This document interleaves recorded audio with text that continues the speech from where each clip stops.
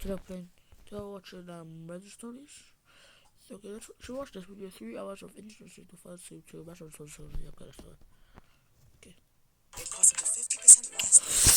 It's just as easy as this new MacBook Air M2. It's been cleaned.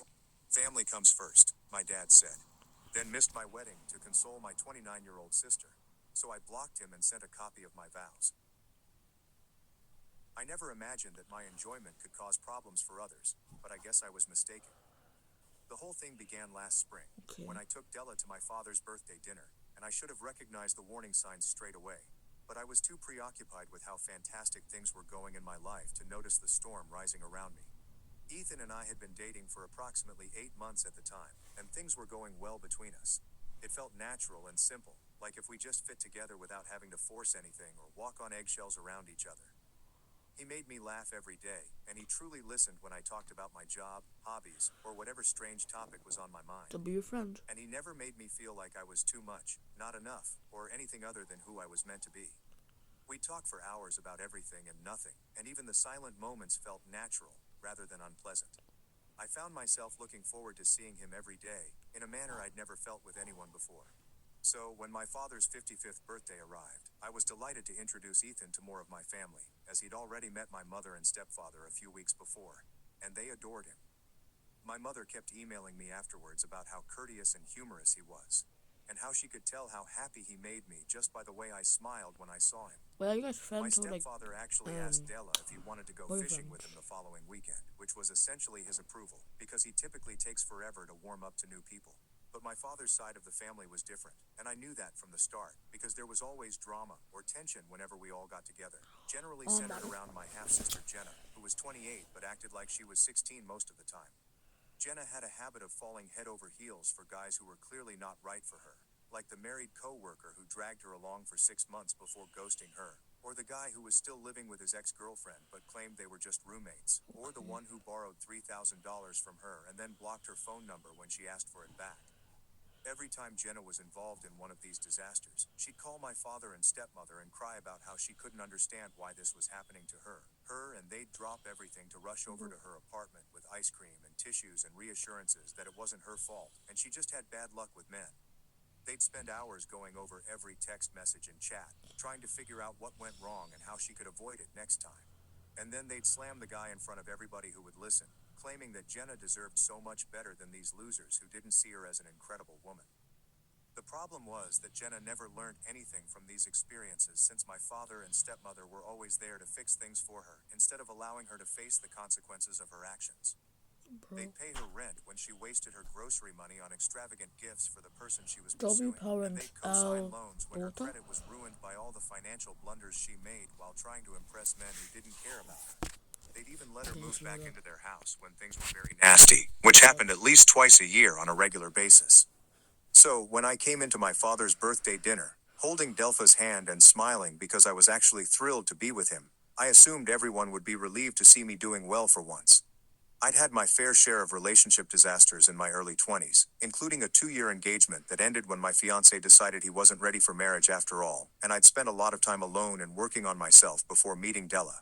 So I assumed my folks would be pleased that I had found someone who treated me well. But the mood at the restaurant felt strange from the time we sat down, and I couldn't figure out what was wrong at first, because everyone was courteous and asking Ethan the standard getting to know you questions about his profession, hometown, and how we met. Della was being his normal charming self, sharing humorous anecdotes about his profession as a physical therapist and asking thoughtful questions about everyone else's lives, and I could tell my father enjoyed him, despite his attempts to keep things cool. Jenna was also there, and she'd just been dumped the week before by a guy she met on a dating app who turned out to be using images from 5 years ago and lying about almost everything on his site. She'd been texting me all week about how much of a nightmare the whole thing had been, how she couldn't believe she'd wasted 2 months talking to this person who wasn't even real, and how she was beginning to believe there were no good men left in the world and that she should just get a bunch of cats and stop dating altogether. I tried to be sympathetic while she told me all of this, but honestly, I was tired of having the same talk with her about how she kept getting involved with obviously problematic individuals and then appearing surprised when things didn't work out. I never said it to her explicitly because I didn't want to be mean, but I was beginning to believe that she needed to take a break from dating and figure out why she continued making the same mistakes. rather than simply repeating the same patterns with various people. True. Anyway, Jenna was sitting across from me at dinner, looking terrible and picking at her food while everyone else was having normal conversations. And I felt awful for her because breakups are always painful, even when you should have expected them. But then Ethan began recounting a tale about one of his patients, an old man who was learning to walk again after hip surgery, and how motivated and cheerful he was despite the fact that the recovery was extremely difficult. Don't skip on summer. Lock in your last-minute getaway with a TUI holiday deal. Book today. We'll see you by the pool. TUI, live happy. Recovery was extremely difficult.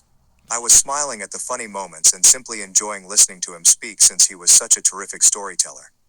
That's when my stepmother Karen mentioned how lovely it must be to be so carefree and cheerful all the time, and something in her tone had me look up from my food to see what she meant.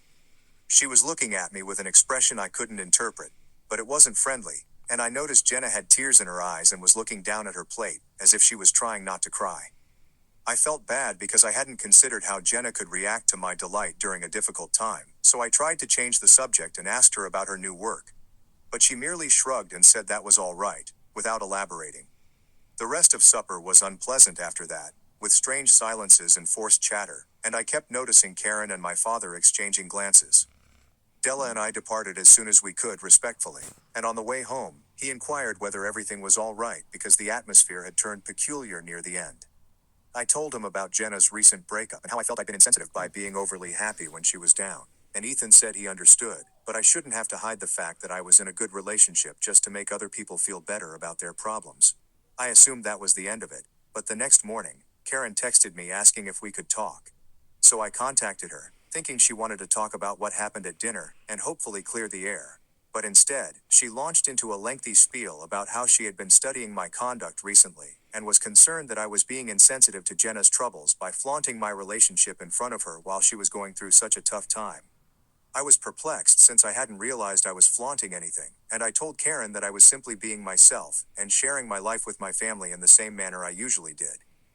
But she stated that bringing Ethan to family functions, talking about our relationship, and seeming so obviously pleased harmed Jenna, who was already unhappy with herself and her dating life, and that I needed to be more careful of her feelings. I asked Karen what she wanted me to do about it, and she said that I should tone down the public displays of affection and avoid talking about Ethan so much when Jenna was around, as well as try to be more supportive of Jenna instead of focusing solely on my own happiness. I mentioned that I had been supportive of Jenna throughout her relationship drama over the years, and that I had listened to her rant about her troubles numerous times without making it about me or my own relationships.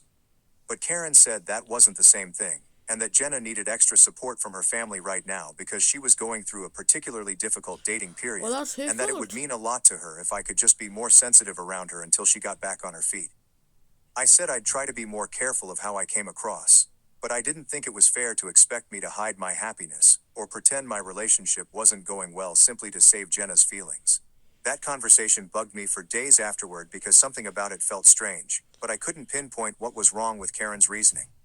I discussed it with Ethan, and he said it sounded like they were asking me to shrink myself to meet Jenna's difficulties, which was unhealthy for everyone involved. But I didn't want to upset my family, so I tried to be more discreet about my connection when I was with them, even if it seemed strange and artificial. The next family event was my cousin's graduation party a few weeks later, which I attended alone because Della had to work that weekend.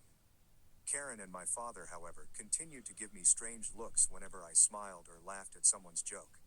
Jenna was there with a new guy she'd started seeing, who was nice enough at first, but as the afternoon progressed, it became clear that he was one of those individuals who believes he's wiser than everyone else, and must correct or dispute anything anyone says in conversation. I noticed Jenna hanging on every word this guy said, even when he was being condescending to others, and I could see my father and Karen exchanging concerned looks, but they didn't say anything to her about it at the moment. Instead, after the party, Karen approached me and said she'd noticed that I was much more comfortable and pleasant when Della wasn't present, and that it might be best if I attended family occasions alone for a while, until Jenna settled into her new relationship. I was startled because that was not what we had agreed on at all, and I informed Karen that I thought we were only talking about my being more sensitive, not completely removing Delta from family events. But she stated that his So it's presence Ethan. seemed to make things harder for Jenna, that it would only be temporary, until she felt more sure about her own dating life, and that it would really benefit the family dynamic if I could just go along with it for the time being. I answered no, since Ethan was my partner, and I was not going to treat him like a filthy secret just because Jenna couldn't stand seeing other people in happy relationships. Karen became indignant, saying I was being selfish by putting my own desires ahead of my sister's mental well-being, and that if I truly cared about Jenna, I would be prepared to make this modest sacrifice to help her get through a difficult period. But it didn't feel tiny to me, and I informed Karen that Jenna was 28 years old and needed to learn how to cope with her own difficulties rather 28? than Oh asking my everyone god. else to restructure their lives around That should her be like emotions. 17 or something. Karen said that I was being unkind and unsympathetic, and that Jenna had No, always I suffered know. with relationships and required support from her family, rather than judgment and condemnation.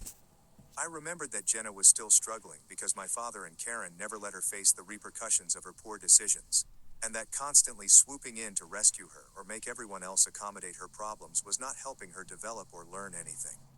Karen thought that was a terrible thing to say about my own sister, and she couldn't believe I was being so cold and selfish when Jenna needed me the most.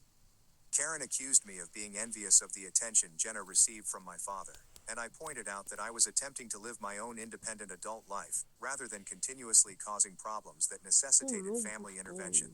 By the end, we were both fairly furious, and Karen suggested that I take some time to consider what kind of sister and daughter I wanted to be, and that I was welcome to return to family activities when I was ready to be more supportive and less self-centered. I left feeling like Was this just a "Pass," deal? because I couldn't see how wanting to bring my boyfriend to family functions made me selfish or unsupportive.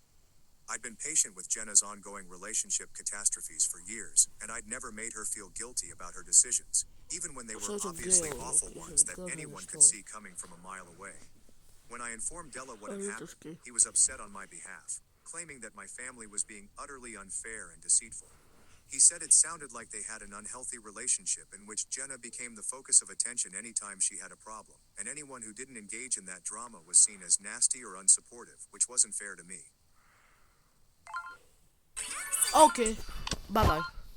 I can't stand this. Bye, subscribe, like all the good stuff. Bye bye. Yeah.